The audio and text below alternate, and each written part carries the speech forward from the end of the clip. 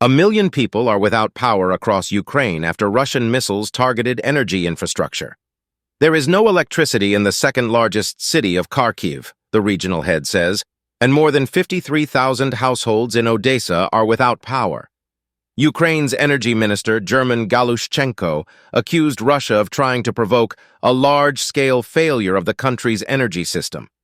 Russia said it was revenge for recent Ukrainian attacks on Russian territory.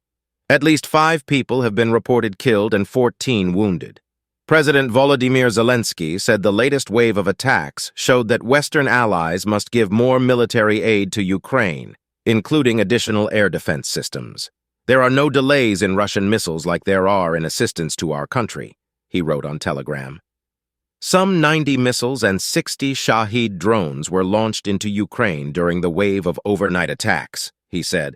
Among the targets was Ukraine's largest dam, the Dnipro HES in Zaporizhia, which was hit 8 times according to Ukrainian officials.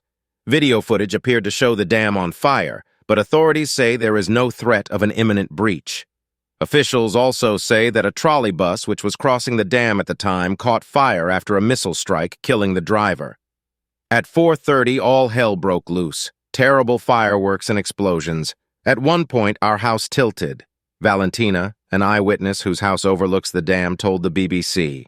The UN's nuclear watchdog, the IAEA, said the Zaporizhia nuclear power plant lost connection to the main power line for almost 5 hours on Friday following the Russian attacks. This highlighted the ever-present dangers to nuclear safety and security during the conflict, it said. The plant, however, continued to receive external electricity for reactor cooling from its only remaining backup power line. Regional head Ivan Fedorov said 7 buildings in Zaporizhia had been destroyed and 35 others damaged.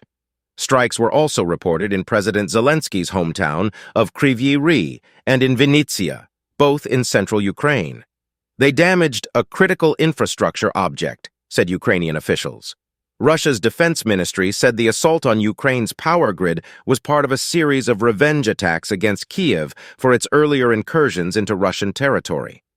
Local officials in the Russian region of Belgorod, near the border with Ukraine, said on Thursday that a woman had been killed and many other people wounded by a Ukrainian strike. The fresh attacks come a day after Russian forces launched one of their biggest airstrikes in weeks on the Ukrainian capital, Kyiv. At least 17 people, including a child, were injured by falling debris. Attacks on the energy grid has been part of Russia's warfare against Ukraine since 2022.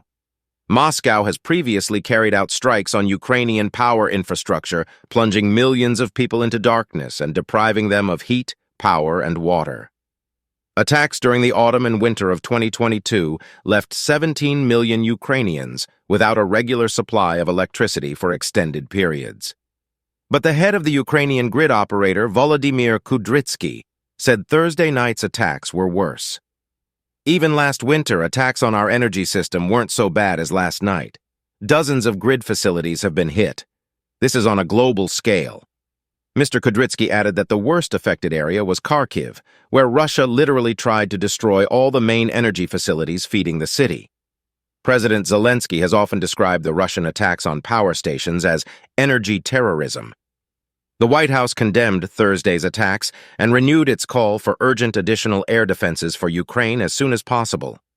Earlier this month, the International Criminal Court issued arrest warrants for 2 top Russian commanders, accusing them of ordering attacks on Ukrainian energy infrastructure.